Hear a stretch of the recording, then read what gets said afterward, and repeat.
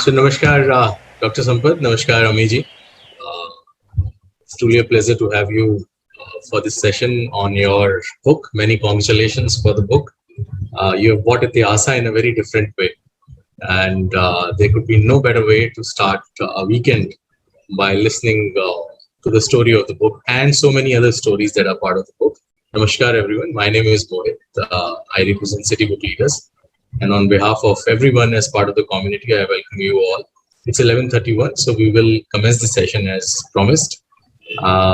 Today, session is very different. Why? Because we have been talking about in our circles for quite some time about literature from Itihasa.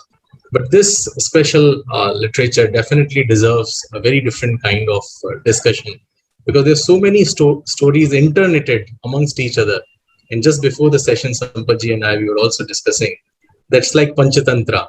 You are reading, say, the story on page number 25, connected to possibly on the page number 125. And it needs someone like Ami Ganatra ji to actually decode. And that's why the title very, very aptly says Unravelled, the story of Mahabharata. To begin the session, I would like to introduce our guest for today. That's Ami Ganatra ji. She's an alumna of Institute of Management, Ahmedabad, and VJTI, Mumbai. She has over 14 years of experience in business strategy and consulting, living across 4 continents and working across a multitude of sectors. I now imagine what it takes a management consultant to actually think about Mahabharata. In a personal life, she is a very devout yoga practitioner and a certified yoga instructor. She is also a student of Sanskrit and Indian knowledge systems, driven by a deep desire to encourage people to delve into the original Shastras. Amiji runs weekend reading sessions wherein the participants read and discuss texts on Itihas and the Adhyatma. That's exactly what we were discussing, Amiji, that as a co-reading of this book, it's important because this book takes you into multiple levels of thinking. She's an avid traveler. She loves to explore places and cultures and chronicles her travel experiences and musings related to Indic wisdom on Dharmo Raksh. Sorry, I will not be able to pronounce, this is too long a word for me, in her personal blog, which she will tell in a while.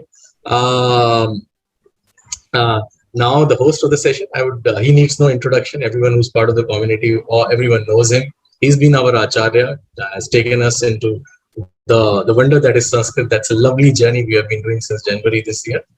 Sampaji is a professor at Rashtam School of Public Leadership and is passionate about Sanskrit. He strongly believes that Sanskrit has immense potentiality to elevate the human consciousness to sublime heights. Dr. Mishra has spoken at various conferences, seminars, and literary and religious festivals, both nationally and internationally, on Sanskrit, Indian culture, yoga, and education. In addition, Dr. Mishra is a devotee of Sri Aurobindo and the Mother, and is familiar with their writings and feels comfortable in delivering lectures on philosophy and practice of Sri Aurobindo's yogas. I would now request Sampaji to please take us into this beautiful journey of Mahabharata and unravel those stories alongside Ami Ganatra. Namaskar. Namaskar, and a grand welcome to you all, and especially Amiji for this session. Yeah, Mahabharata and Ramayana, one cannot even think of India, Bharatvarsha, without these 2 great epics. And very interestingly, what we see that how these 2 itihasas have molded the whole cultural heritage, the society, and the mind of the Bharatvarsha, the people of Bharatvarsha. But there are challenges how to approach it. Most of the times you hear lots of questions which are answered very differently. The facts are twisted and not presented in the right way. Mahabharata is also called the Panchama Veda, so it has been raised to the level of the Veda, which is the product of the seers, the mantra drashtas, the satya shrotas. That means the truth manifests in a higher form. So there, the Mahabharata itself is the manifestation of many truths, and truth should not be distorted and twisted. And whatever books we read on the Mahabharata or listen to, and we get a lot of twists, we get a lot of facts misrepresented, misunderstood. Therefore, there is a need to present the whole itihasa in a way which is pure, in a way which fashions the mind and gives the right kind of information about the events, about the characters, about how it is relevant in the present day, and then how the truth presented in the text is going to be relevant for the ages to come and builds the future. Sri Aurobindo has a very interesting note about how to approach these itihasas. He says that when I read Ramayana and Mahabharata, I become compelled first to understand the Yuga Dharma of that time. Without understanding the Yuga Dharma, and it is because of the lack of the knowledge of the Yuga Dharma, so people have questions like, why did Rama kill Bali? Why such and such things happened? Why this character behaved in such a manner? Why this event took place? Why this character has such form? So one needs to delve deep into the Yuga Dharma and how the society was, what the mind was. And here we find the depiction, and not just the depiction, but the genius of Valmiki and Vyasa, how they have presented it. And we see that Valmiki's Ramayana, if we can compare, so Valmiki's Ramayana has more simplicity. Simplicity in presentation, simplicity in language, simplicity in the characters, in the events. So which is the very swabhava of the heart. And in Mahabharata we find great complexity, which is the swabhava of the brain, the mind. So if you take these two itihasa, Ramayana is the heart of the Bharatvarsha and Mahabharata is the mind of the Bharatvarsha. These two, without going through it and without knowing deeply these two, very difficult to understand the Bharatvarsha. And this is where we have Ami Ganatra ji very beautifully in a simple manner. When I received the book from her, so my daughter was with me, so she picked it up and then she never returned the book to me. She carried it to Pondicherry. Now I don't have the book. I had to borrow the book from someone that tomorrow I have session. I have to go through it. So whatever I had gone through in the initial days when the book was there with me, those were the first few pages. And then in the last 2 days, I have completed maximum of the pages. And then I asked my daughter, so where have you reached? So she said, yes, I'm a bit slow because I am really enjoying the book and reading the same stories again and again. It doesn't allow me to move further. It's so captivating. And she told me the language in which the book is written and the way it is presented, I think all my friends also will love. And then I'm going to share the book after I have read it. So this is the beauty of the book.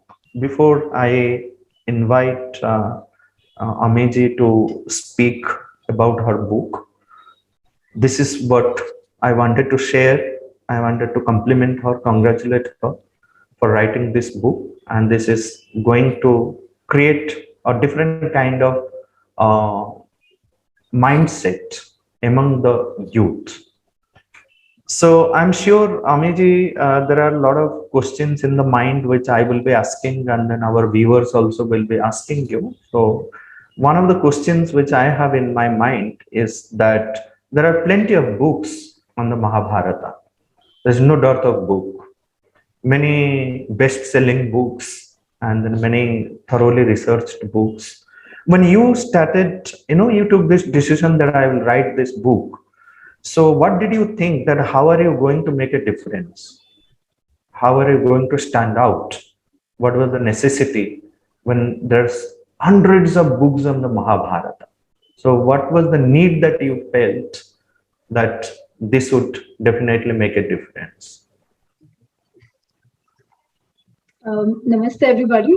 Uh, Thank you so much for having me. And Sampadananda ji, thank you so much um, for sharing your daughter's experience reading the book. I'm really touched. I can only say I'm really touched. And I must share before I start about the book that last year in May, Sampadananda ji was organizing these different talks related to all shastras and topics related to the Indic civilization.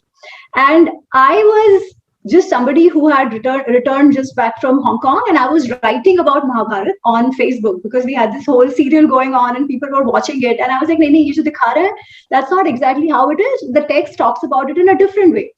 And just based on that, he reached out to me and he gave me a platform to talk about Mahabharata. I think that played a big role, which eventually led to writing of this book. So I must thank Sampadananda ji for that opportunity itself that you gave me last year. About the book. So I did not start off thinking I will write the book. I will talk about how I started reading the book in the first place. Yeah? How I started reading Mahabharata in the first place. And that probably will also explain why I wrote the book the way it is written. So as Sampadananda ji said, there is so much written about Mahabharata. I think if you go and just type Mahabharata on Amazon, there is this whole list of stories written, and this is not a recent phenomenon.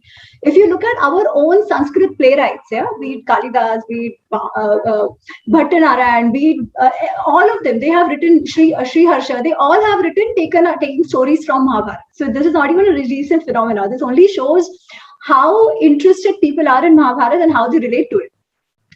So I had also read a lot about different texts about Mahabharata, and what always confused me is what I can say is, on one hand, I would read that Yudhishthir is called Dharmaraj.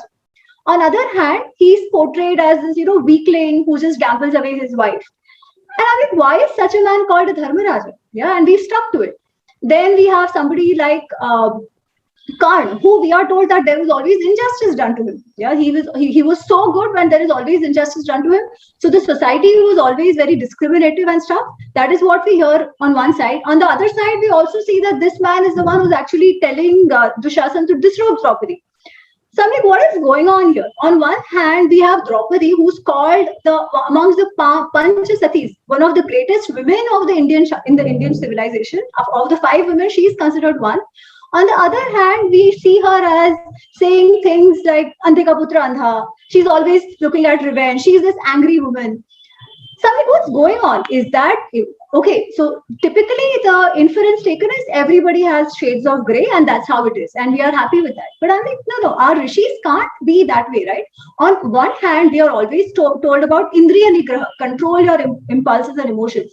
And on the other hand, they are setting these examples for us. They're talking about Itihas, all these great men, and they have so many shades of grey, no control on emotions at all. What kind of lesson are we getting from Mahabharata? So that was my struggle, frankly. And that is why I started reading Mahabharata. I said, it's sabse to nahi pata chalega, because then you read some other book which will tell you, actually, Draupadi was in love with Karna. Yeah. And I'm like, really? Chal kya raha hai? Samajh nahi aa raha hai. So that's why I picked up Gita Press Mahabharata. I said, and this was 3-4 years ago. This is 2017, 2018. I was already learning Sanskrit at that time. So it was like, okay, Sanskrit ka padhai bhi ho jayega, aur saath I will read the text for what it is. And while I was reading the text, as I read it, it was like, aha, okay, aisa hai. So this is not what we are told. And now all the characters make so much sense. Now I understand why Yudhishthir is called a Dharmaraja in spite of his gambling away his wife. Why is Draupadi called this bigger Sati? And apart from the questions I had, there were so many other things there. We think of Mahabharata, even we think of it always as mythology. But when you see Mahabharata, so our rishis have been very clear. They look at Mahabharata as Itihas. And they are very clear when something is a Dharma Shastra. They are very clear when something is Puran. They are very clear when something is a Shruti, Shruti Smriti. We have very clear distinction of knowledge of our Shastras. Then why will they call something Itihas when it is only a mythology? They can call it Natya, right? Even that category we have. So when I started reading, I got an answer to that as well. Now, this was the approach for my reading. Like, I started reading out of the questions I had. So when the book discussion started going on, when I was writing about all these topics, Praveen Tiwari ji of Bloomsbury, he said, why don't you write? Because there's so much fiction. Let's write something on what is in Mahabharata. Acha, so now what is in Mahabharata? I didn't want to narrate the story all over again because everybody knows the story as such, right? And it would still then go on into 2,000 pages, which would become which would become something like an average version. So I said, let me approach it the way I approach the reading.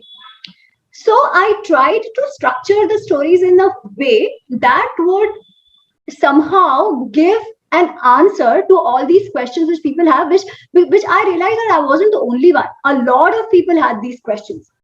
So I said, let's structure it in that way, which first helps us understand why Mahabharata is Itihas. Why Mahabharata is Itihas? So that's the first context part of it, where we see that Mahabharata has so much detail about the geography of India, about the entire lineage of Kauravas and Pandavas. It's not just the story of those two people, which it is, but the text has been used to document so much information, to document so many details, right? There was no need for anybody to do that if it was only mythology. So then I said, okay, let's talk about that, because there were also questions, or there were also comments made that, oh, Mahabharata is a story only of North India. South India has nothing to do with it. Yeah. So why should we care about Mahabharata? And I said, no, aisa nahi hai. The integrity, the territorial and the civilizational integrity was known even then. Mahabharata itself has so many references to South. People have traveled to South. There are marriage connections with royal families in the South, East, West, all of these places. So it's not just about North ka hai, South ka nahi hai. Yeah. So that is one part. Then this middle section is about the stories. As I said, more about characters, the characters and the events, which will sort of bring out why, as I said, Yudhishthira is the way he is, Karna is the way he is, and things like that. Now, why is this important? Yeah, why is it important to know the book as it has been? Sorry, I'm taking some time to answer this question, but please go ahead. I think it will set the tone for the discussion forward as well. So, why is it important to know this? For knowing the stories the way it is? Why can't we just say, "ठीक है, दूसरा story है, let it be the way it is," and we all have our own inferences? Yeah, we can still have our own inferences. My point is, people can still have their own inferences, but let it be based on what Vyasa has told us. And why is that important? Why does it need to be based on what Vyasa has told us? Because, as I said, it is an itihas. Now, how is itihas defined? Yeah. Our rishis, I said, were very clear about the distinction that they made between different shastras. So, itihas is defined as dharma, artha, kama, mokshanam, upadesham, samanvitam, purva vruttam, katha yuktam, itihasam, tachakshate. So, something purva vruttam, something that has happened in the past. Yeah. So, they are clearly telling us it has happened in the past. It is based on events of the past, but it is narrated in a way in a katha format. So there might be elements of mythology to make it easier to understand, to propagate, to bring out the essence properly. But it is based on something that has happened. More importantly, itihas also had a purpose. The purpose was to give us lessons of dharma, artha, kama, moksha. Basically, to give us lessons about living our own lives, about how do we deal with the society, how do we deal with our own dharma, about own dharma sankatas that we face. Now, if we do not understand the story for what it is, and we will take away skewed lessons from the story itself, right? If we keep on thinking that Karna was always the one discriminated, in spite of he being very good, one, we have a different idea of the society itself. We go back thinking our ancestors were all just discriminative, and one is that. The second is we get into this perpetual victim mode. Ki bura hua hai, if something bad has happened to me, I have the license to do whatever I want. Yeah, I can go out and harm anybody just because something bad has happened to me. So we end up getting skewed lessons from the text itself, which was actually meant for the betterment of the society, rather than dividing and breaking up and getting into the self-pity and victimhood. Yeah? So that is why also it was very important. It is very important to know the story for what it is. So hence, I have tried to bring out those aspects of character which are generally misunderstood or wrongly understood, or intentionally there have been retellings around that, picking up the person and thinking that, I go into the person's head and try to look at Mahabharata from that angle. Very good from a creativity perspective. But we always have to know that itihas is different versus what is fiction. Yeah. So as long as this differentiation is there, I think it's good. And then the last part is just some other information that we have in Mahabharata about the different the viewers. So when we talk about our ancestors, they were master administrators and they were master war strategists as well.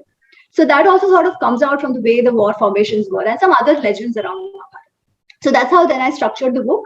The approach was more as the approach I had used to start learning and getting answers to my questions. So sorry for that long. No, it was good. It was good. Like one thing, like you mentioned about the itihas and the nature of itihas. Ramayana and Mahabharata, they are called itihas and they're different from the Puranas. The whole idea of itihas and Purana, which are the extension of the Vedic truth. So, would it be right to call itihas as history? In terms of, so depending on how we define history, if we think of history only as something which is documenting date-wise what happened in the past, then our itihas is a lot more broad. It's a lot more encompassing than just the simple definition of history that we have in the past. Plus, it's not just history. It has information of geography. It has information of different philosophies. It has so many other discourses on Raj Dharma. So there are parts of Arthashastra in that. There are parts of individual morality, individual ethics. How should we deal with that? So all that is also there. So it is not just history in terms of documenting history. So if we think of history as a lot more encompassing, then that would be itihas, not just chronicling date-wise. Also in itihas, the itihasakara is also a part of the event described, isn't it? So yeah, when we say itihas or Mahabharata, it's history. So we have to understand history, the use of history in the sense of itihasa, not in the sense of history as it is used in the modern sense. Right? Absolutely. Actually, Sampadananda ji, I'll just make one more point here because you brought up a beautiful. You said something very interesting. Our itihas has the person involved in the history. Yeah. So that's the other thing. We always hear this thing that history is written by victors, and hence the one who lost. So in this example, people say Kauravas are shown bad because they lost. Otherwise, they were actually the better of the two. Pandavas are better only because they won. Yeah. And to say this, they will use examples from the West that wherever the people won, they wrote the history. But we have to be very clear. Our itihas is actually not written that way. It is written by somebody who was involved there and maybe the most unbiased of the person, because Vyasji, when he was writing Mahabharata, Vyasji is the biological father of both Pandu and Dhritarashtra. And Kauravas and Pandavas are his grandchildren, both of them. Yeah, both of them equally bloodline connected. So he does not have a reason to be biased towards the victors or to be biased towards the people who've lost or anything like that. Yeah. So that narrative of history is written by victors also does not really fit on our itihas. Hence, it's more believable. And hence, we cannot say that Kauravas were called bad because they lost. That doesn't fit us. Mm-hmm. So, there is one more point which I want you to little elaborate or share with the viewers. See, Mahabharata is so full of dilemmas, right? You have mentioned also here a few. So, can you pick up one of the dilemmas and then share it with the viewers, which will attract them to read this book? That at least, to know the answer to such and such dilemmas or the problems, that I must visit this book and then read it. Your favorite one? Okay. So definitely I will talk about the incident, and actually that's the beauty of Mahabharata. The war is called the Dharma Yuddha. Yeah, it is not just called a war. It's not called World War or anything like that. It's called a Dharma Yuddha. Now, if we think about it very rationally, how people tend to do, it is a war between two sets of cousins. Why do we have to call it Dharma Yuddha? Because the war is for Dharma. And what is Dharma? Okay, so the first chapter, I actually try and elaborate a little bit on Dharma. I think Sri Aurobindo has written a lot on what Dharma is, so I'm not getting into the details there. But there is one story which sort of explains what is Dharma like none other. Yeah, and this is a story which comes, which happens on the 17th day of the war.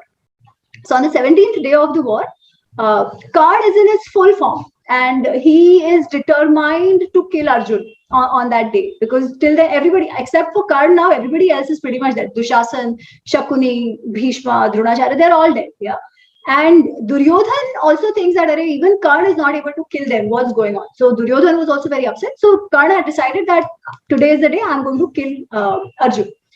So he goes out and he defeats Nakul Sahadev. He gets defeated by Bhim, but that apart, Nakul Sahadev and even Yudhishthir. And to Yudhishthir, he actually ends up injuring him quite a bit. Yeah, so much so that the Sathi of Yudhishthir had to take Yudhishthir back to the camp.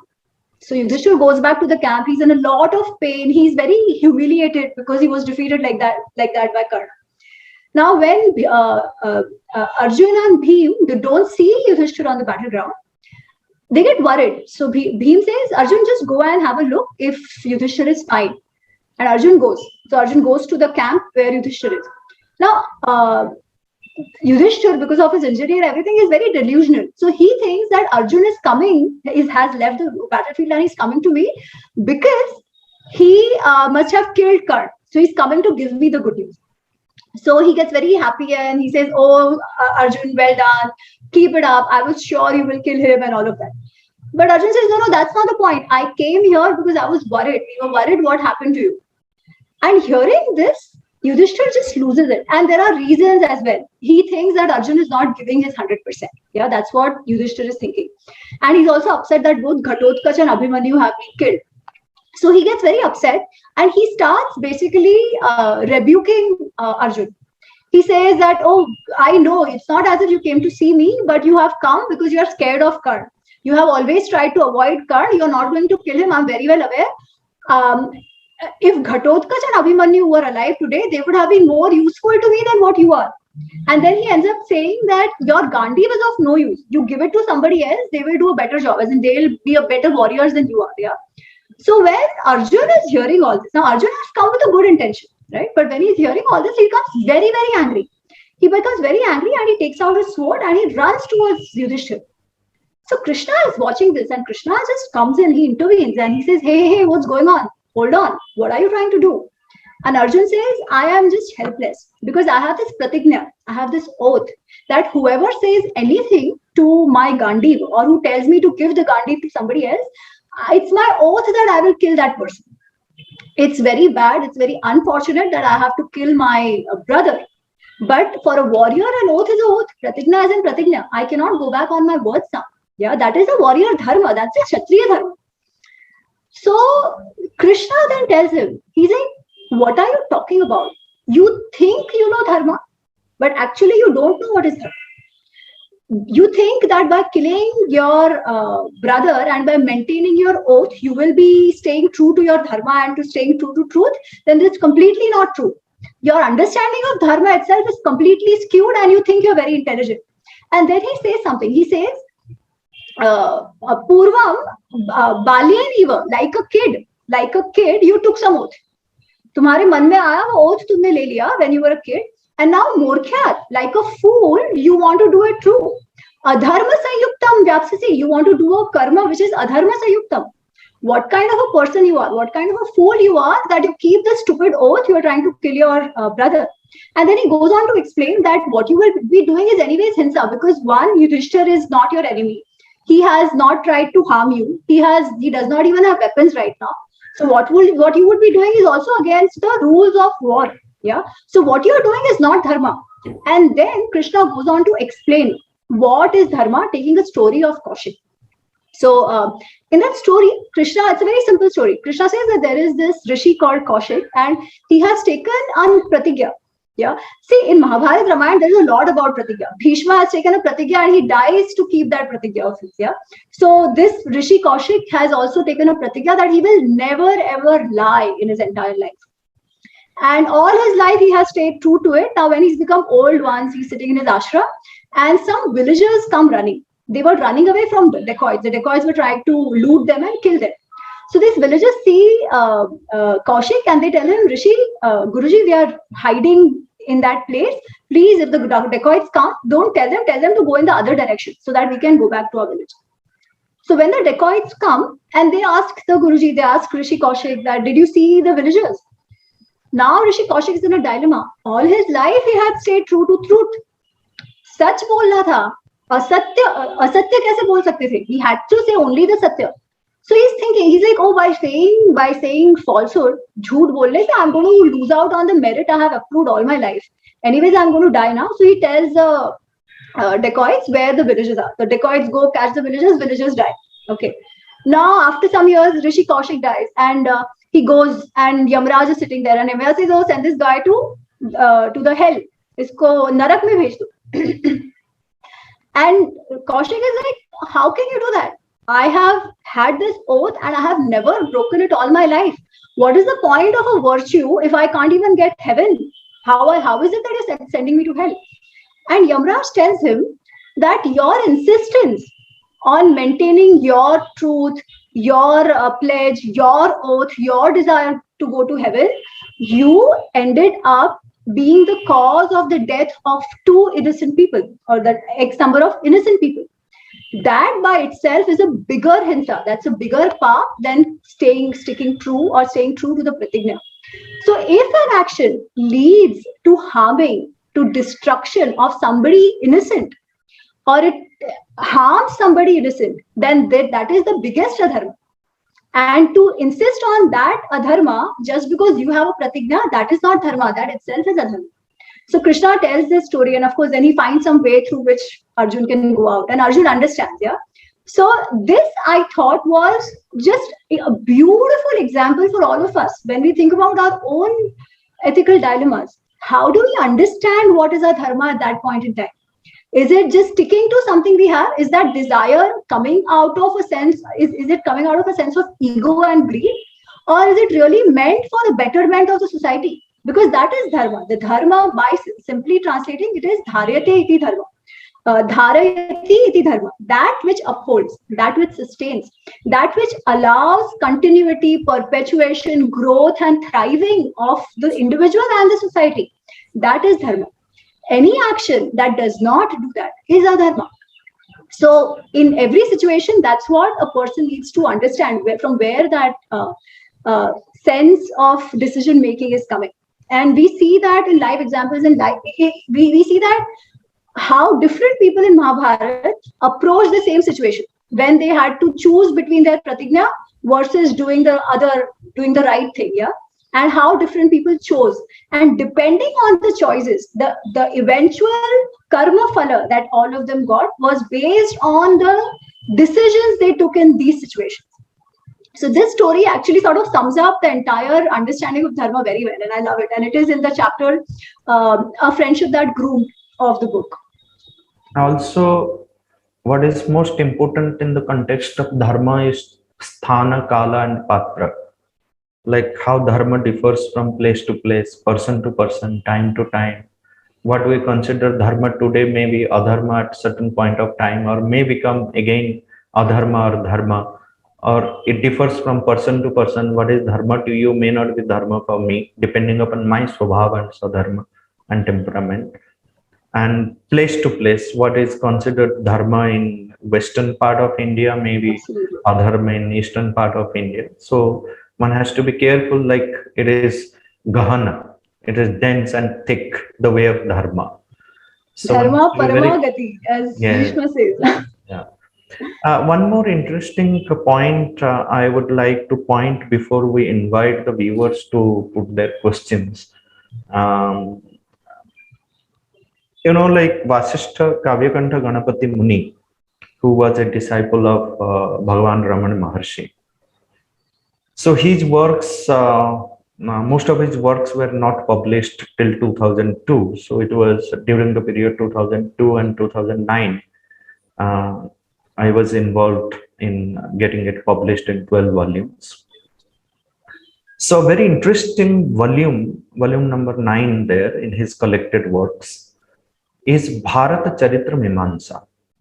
This entire book is an interesting research work on the Mahabharata, which no one has ever done this kind of research on the Mahabharata. So, and the book is entirely in Sanskrit. Today we're talking about research methodology and all these things. So how kind of a Muni who is totally into tapasya he does a research on Mahabharata, and then he gave a series of lectures in the Andhra University in 1934 on this, when he called it as Bharata Charitra Pariksha. What is interesting about this work is that he takes up 200 mantras of Rig Veda and interprets it afresh to show the whole timeline of the Mahabharata, the characters and the sequencing of the stories and everything. And then he links the whole storyline of the Mahabharata in the Veda. Okay. And different characters. So for example, like he says, Indra of the Veda is none other than Krishna of the Mahabharata. And then he links to the story of Indra and Kutsa Sambhada.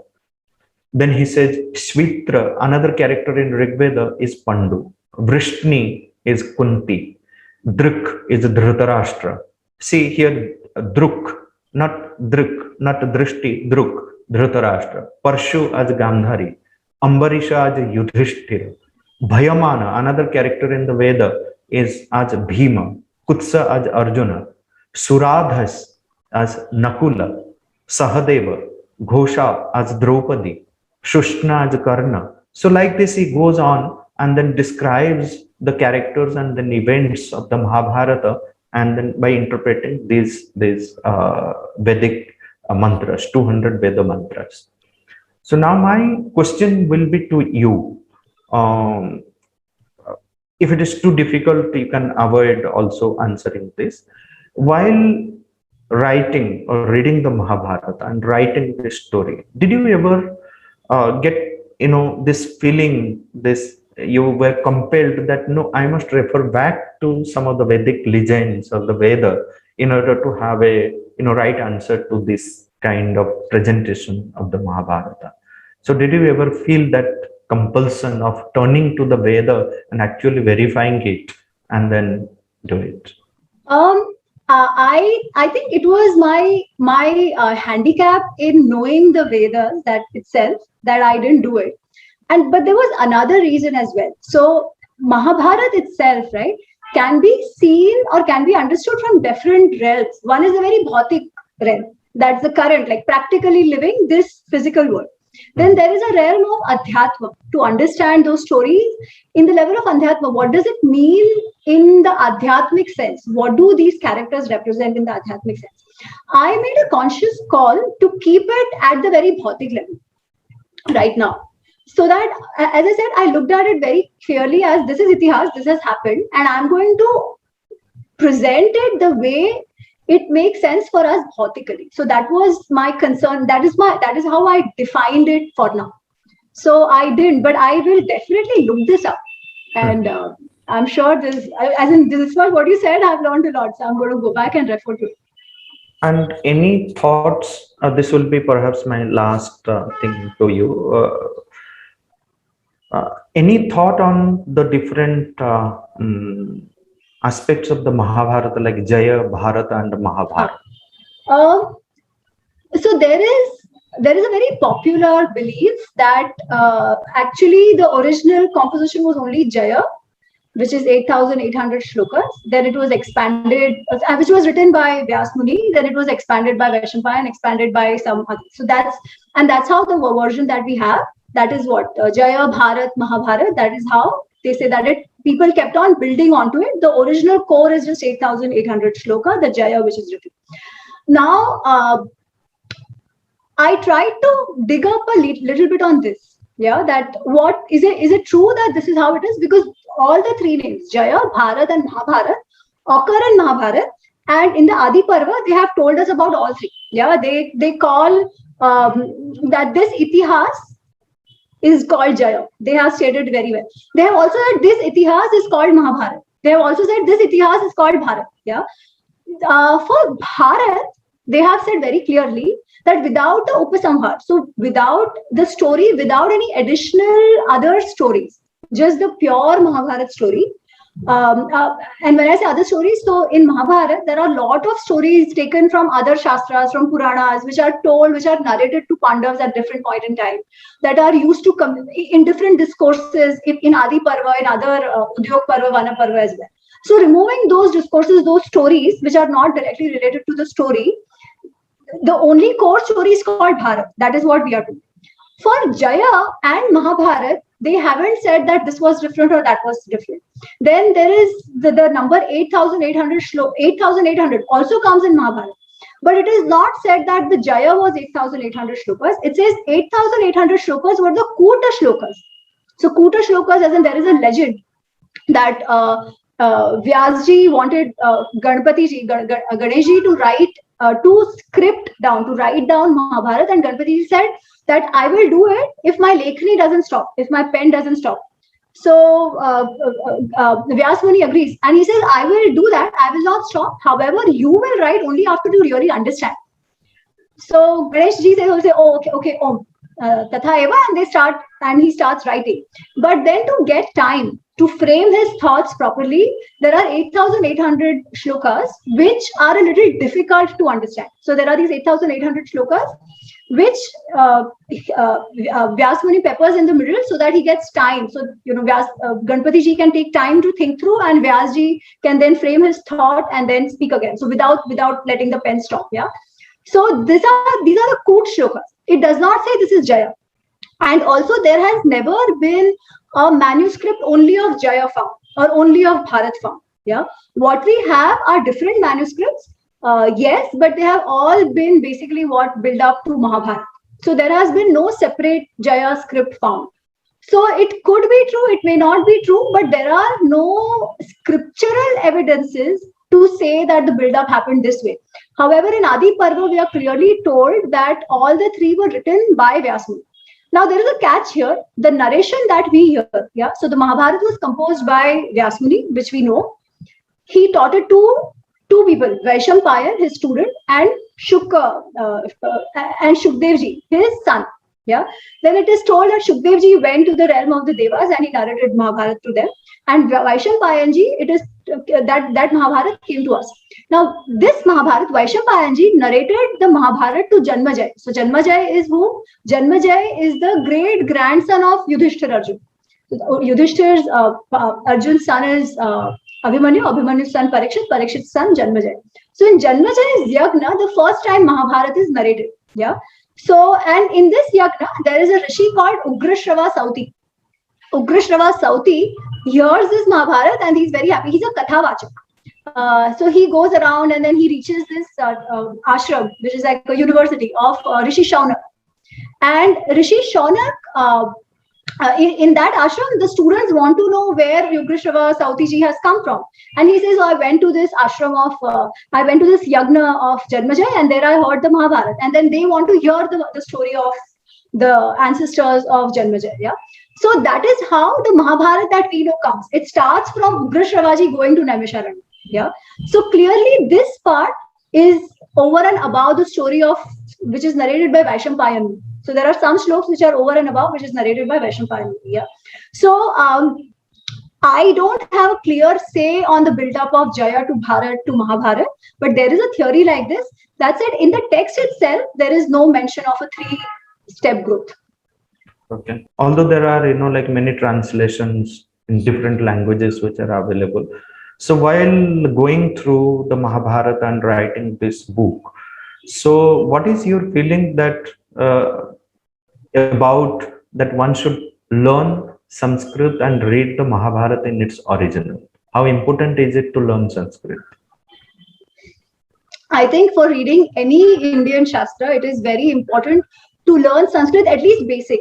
And trust me, even basic Sanskrit, once you start reading the shlokas for yourself, the meaning will be very, you will be able to understand that where the translator might have also either made a mistake, or there could be another, there could be just another interpretation of it. Yeah.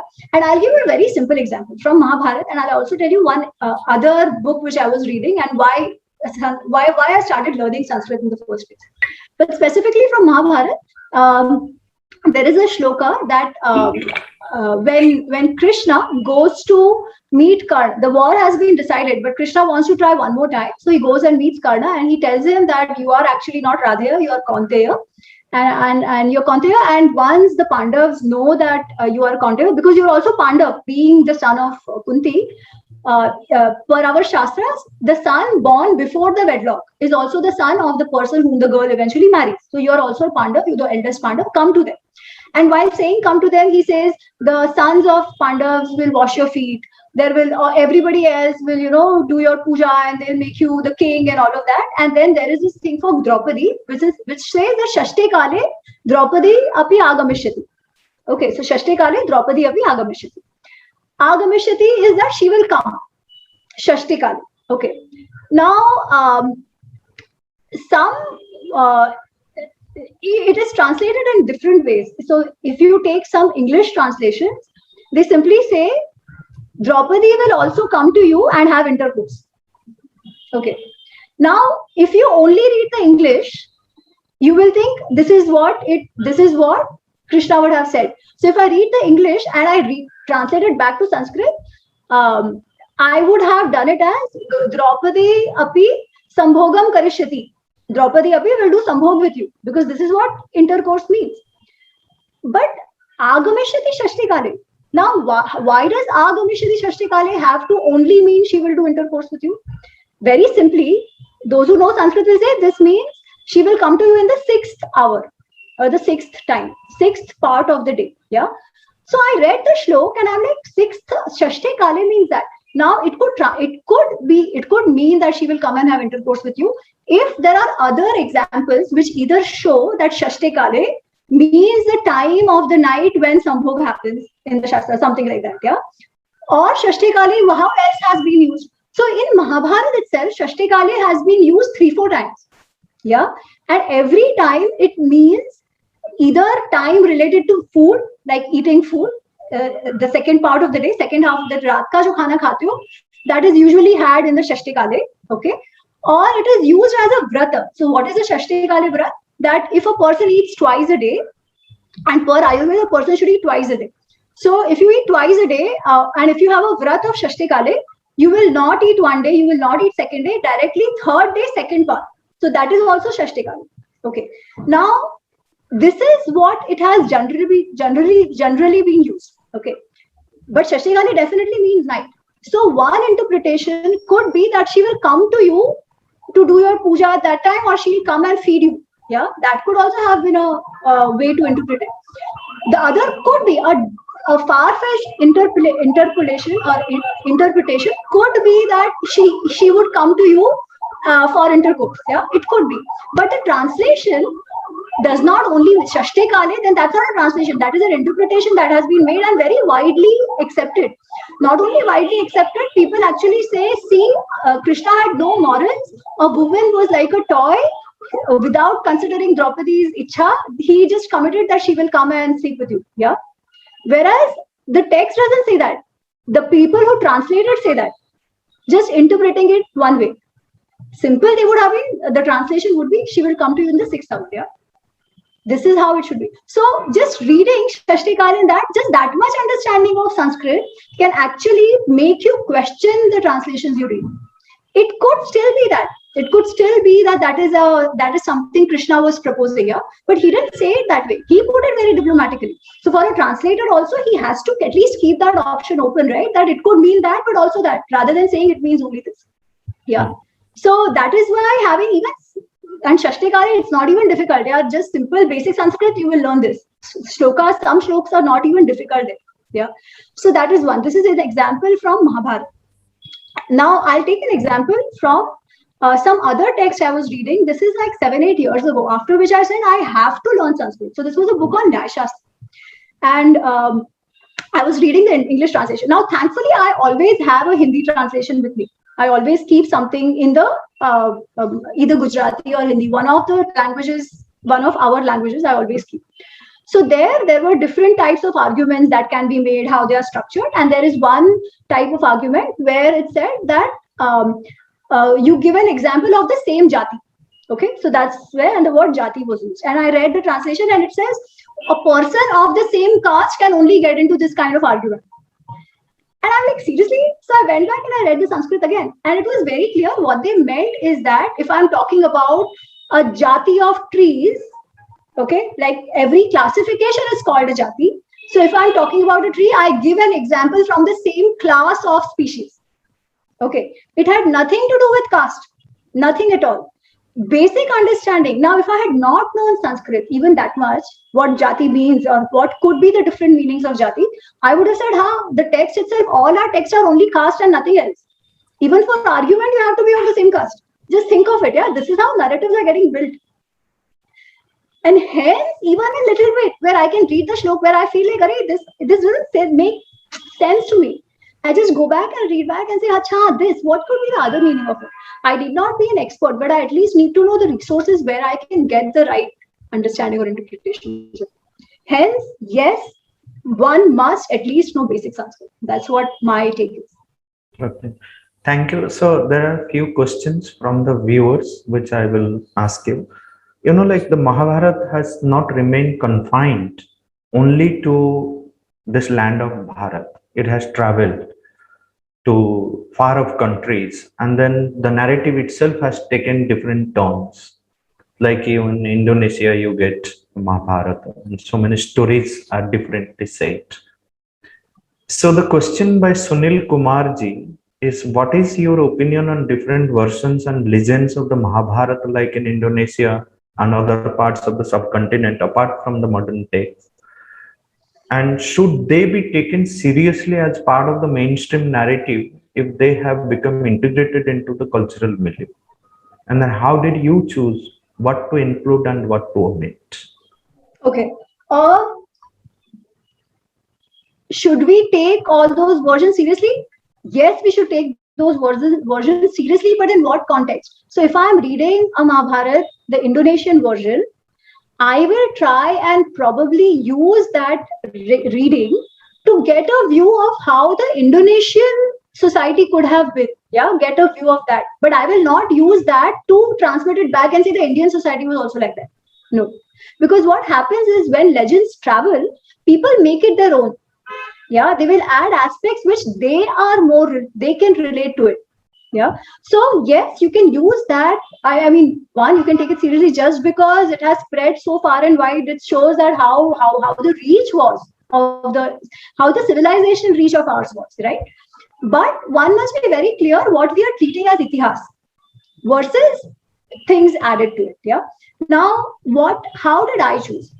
So as I've said, I took Gita Press Mahabharata as my base. I have very clearly mentioned that in the preface itself, Gita Press Sanskrit Hindi version. Yeah. But I also used the Bori critical edition. Now, Gita Press is also sort of a critical edition. They have referred to the main manuscript they used was Nilkant Chaturdhar's manuscript, which was 1800s, I think, at that time, and that has been translated.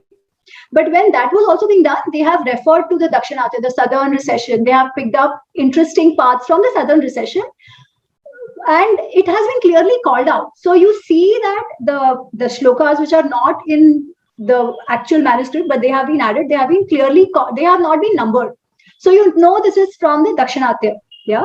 So what Gita Press has done is it has taken the manuscript of Nilkant Chaturdhar, added aspects from other manuscripts which were interesting. What Bori has done is has taken some 1200 manuscripts from across Bharatvarsha, and they have constructed the most consistent version. So if an episode is found in many versions, it clearly means that it belongs to the original part. If a version is only in one of the manuscripts, then it is clearly an interpolation, right? Because somebody might have added it there. Otherwise, it would be in many other places as well. So it's a very scientific process that I've undertaken. I'm simplifying it quite a bit. So they have constructed the Bori critical edition. That is the critical edition. So I used the Gita Press version, and also where I wanted to refer back, I checked with the Bori critical edition as well to see what is there and what is not. So while I have tried to take most parts which are in both, there are some parts which I have taken only from Gita Press, which might not have been in the Bori critical edition, which I found were useful, which I thought were interesting enough, which were making a point or bringing out a point a lot more beautifully. Yeah. So that's how I decided to use the version that I did, but keeping the Bori pretty much as a reference as well. There is one more question from Shakunji. So my question is, because often I conduct classes also, and two of the questions that keep coming to me is that, do you think that Gandhari was right in blindfolding herself because her husband was blind? And number two, what about Bhishma Pitama? If he had not taken the oath of Brahmacharya, then all this may have never happened. So these are the two questions that generally come to me. Yeah. So in context with what you have said earlier, that there is right and wrong. So from that question, I'd like to know. Yeah, beautiful, Shakunji. In fact, I covered this in the book as well. Yeah? So when Gandhari took that oath that she will tie the blindfolds, in her mind, her thought was, as clearly given in Mahabharata, is that I will not ever see any fault in my husband, and I will not see what he doesn't see. Yeah. So it was a very good intention. No, could you come again? I didn't understand what you said. Yeah. Sorry. So the reason Draupadi, when she did the blindfolds, was she said, I will never see any fault in my husband. Yeah. And she did any fault in her husband, and she did not want to see what the husband couldn't see. So it was from a sense of very pativrata. Yeah, there she said that I will do this. Yeah. But that was her role when she was only a patni. When she became a mother, when she became a queen, aren't there other responsibilities as well? Right? So when our roles change, should we be flexible to say, possibly I did that at that time, but the situation demands something else from me? Yeah, I am playing the role of a wife, but I'm also playing the role of a mother now. Which should be a priority? So as I said, they decided according to their value system at that point. She said, no, I will still keep the blindfolds. Yeah, it's not clearly given that way, but we can understand. As in, we are never shown that she ever was in a situation where she was thinking about removing her blindfolds. But that itself, to me, is like, there should have been that dharma sankat, right? Where you are now a mother, and you should also be thinking about how your son is being brought up. So clearly, so that's what Krishna had taken an oath that I will not fight in the war, right? I will only be the Sarathi, I will not participate. But when he sees that Arjuna is dilly-dallying and he's not killing Bhishma, and the armies are getting killed, left, right, and center, yeah? But Arjuna is standing there doing nothing. Bhishma will not kill him, Arjuna will not kill Bhishma, right? But everybody else can keep dying. So Krishna says, hell with my oath. I will go and kill him, because that is more important at that point than me being true to my oath, right? So how do we decide? That's the struggle, right? How do we decide at that point? The same thing goes to Bhishma. When he took the oath, he took it as a son. Fine. You were true to it till you had your brothers. Now, when the brothers themselves have died, right? The person who told you to take the oath is telling you that now you get married because Hastinapur needs you. You could have chosen a different path. Okay, that is still fine. Yeah, at that point you say, no, just because now I have a reason, I'm not going to break my oath. I think that's fine, because there were other options. They did Niyog and they had the children again and all that. Yeah, so that was still fine. But when it came to this point where you are faced with a situation that one side is your oath and your loyalty to the kingdom, the other side is that not breaking the oath is actually going to destroy the whole kingdom that you stood for, right? What should the person do at that time?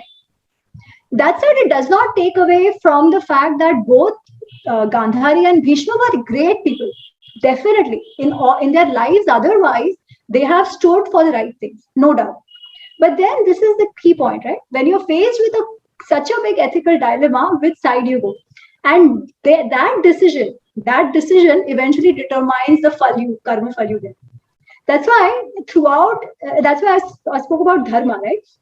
Throughout Mahabharata, the theme is dharma, dharma, and dharma. Yato dharma tato jaya. Wherever there is dharma, there will be victory. Dharmo rakshati rakshita. So by the way, the blog that I keep is dharmo rakshati rakshita, which Mohaji was saying, yeah. So what is dharmo rakshati rakshita? Dharma will protect those who protect dharma. Okay. Now the full shloka is dharma eva hato hanti dharmo rakshati rakshitah.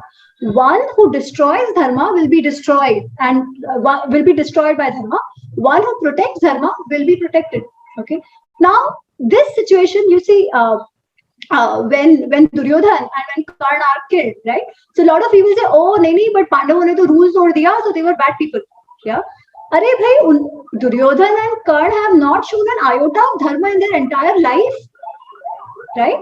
So what dharma are they expecting towards to be shown to them when you have never lived by dharma, right? And so that also sort of comes out from Mahabharata. The other thing is, what does it really mean? What does it mean? If we take today's context, right? I work for a company and I have to live by the rules of a company. That is my dharma towards the company.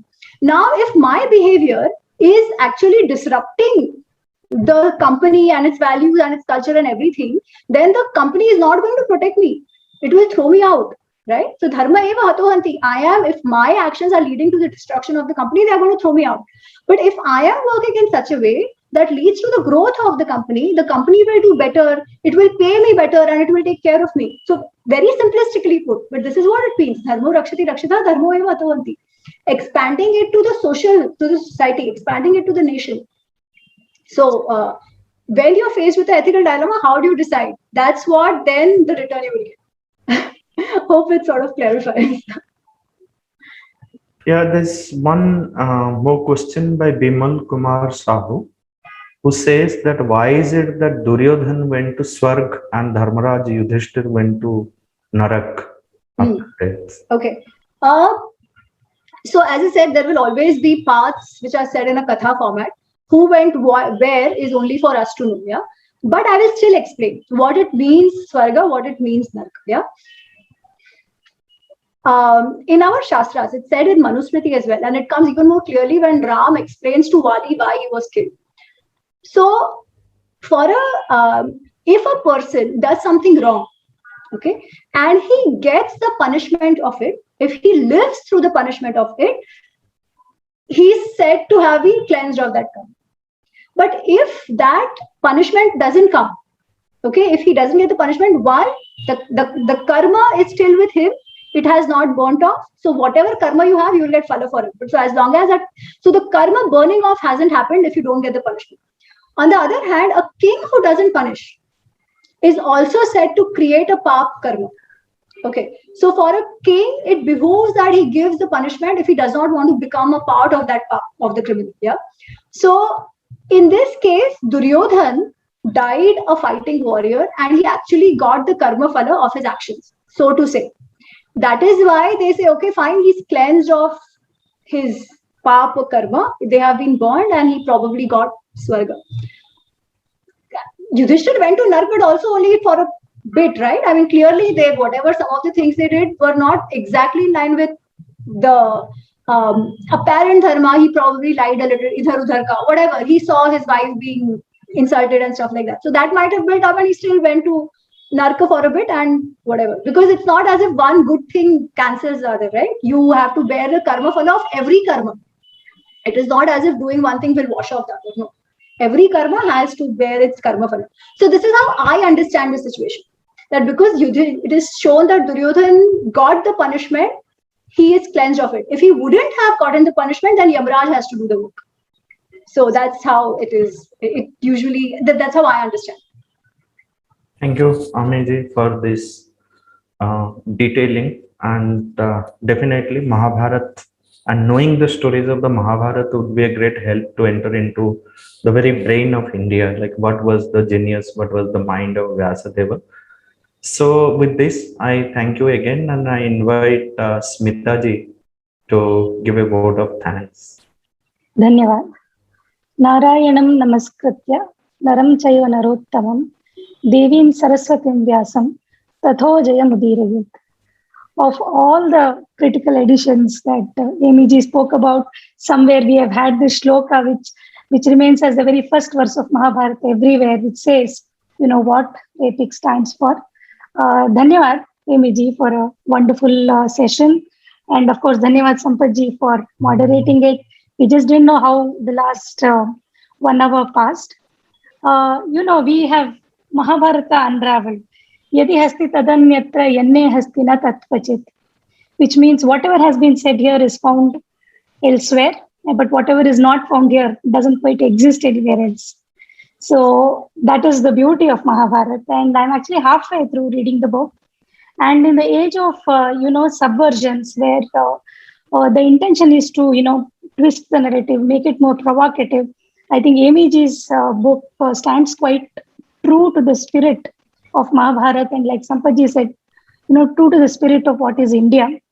I will give a few examples. I especially like the summary of storyline and the sequence of events at the beginning, wherein she sets the context. And also, I like the notes at the end of the book. Although I would have wished, if you had mentioned which edition of Mahabharata is that shloka from, because sometimes that can be confusing. Everything is Gita Press. Everything is Gita Press. All the references from Gita, unless specified separately. Yeah. Okay, I would have preferred the Bori edition, because that is what most of us, or at least in the south of India, refer to. But I think apart from mentioning the verses, if you had also mentioned the Mula shlokas, it would have been really beautiful. And you have mentioned it in the storylines, and which makes it so perfect. And I think the language is also very simple. The book is very well structured, and I think it's a perfect gift for young adults and all lovers of Mahabharata. Recently, there was a reading club on Facebook, and someone had posted saying, this is the time when all the kids leave for their undergraduate studies and travel outside of India, and what book should be given. And then I had mentioned maybe Bhagavad Gita, but I think I will also mention your book. And I think that is what is needed.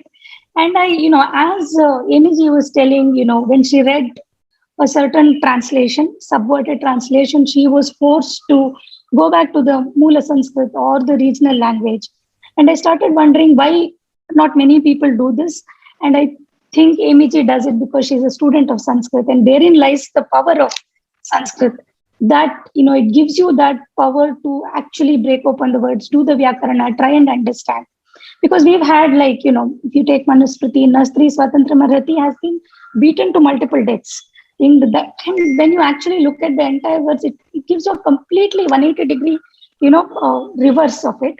I will close my vote of thanks by mentioning one of the stories, at least till the point where I read Amy G's book. It is called, aptly titled, Shakuntala's Grit.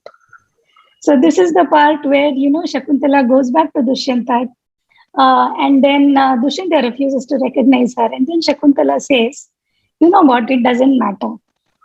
I don't need your validation. My son is capable of ruling, being the greatest ruler. Of course, some divine intervention happens. We will never know whether, Dushyanta was the male chauvinist, or, he was forced to accept because of the divine. But I think this is the ethos of our culture. Being a lawyer myself, I have seen that sometimes a marriage is saved just for the sake of that child. And that child, justifies everything that union perhaps meant it to be. And because Shakuntala didn't insist on her ego and said, it doesn't matter, the Shariravani or whatever Dushyanta says, I can still do it. Let me go back and make my son the great ruler. She didn't do that. She chose to live with Dushyanta. And what a great decision it turned out to be for her Bharatvarsh. Because from Bharata, we got Bharata. I think this is exactly the narrative that more and more people need to know. So Mohit is planning on a co-read of this book. And I think it will be wonderful if more and more people of this community, who are also students of Sanskrit, join, and then we can all get to read this together. So Dhanyavad Amy Ji, Dhanyavad Sampaji. Sampaji is a treasure house of stories. So once she starts telling stories, we want to keep listening to more and more stories. So Dhanyavad. Dhanyavad Mohit for giving me this opportunity for this community that you have built, which is a wonderful place to be. So Dhanyavad. Dhanyavad Smitaji, it's truly a pleasure to have you. Despite being the last minute request, I always knew that you will fly it. So that's my dharma and that's your karma, I must say. I just added some brownie points to how we do it. It's truly a pleasure to have you, Amiji, today. We look forward to, and that's why we did a poll as well, and you would have seen the results of the poll. that almost 90% people want to attend a session as a part of the co-read, where we can actually contemplate, we can discuss, we can think of what these stories are all about. We look forward for more of the participation. Thank you very much. बहुत बहुत आभार doctor संपद आपका for connecting us together and bringing this entire set of wisdom to all of us. धन्यवाद स्मिता जी, धन्यवाद आप सबका जो भी आज आए, आपका आभार, बहुत बहुत धन्यवाद.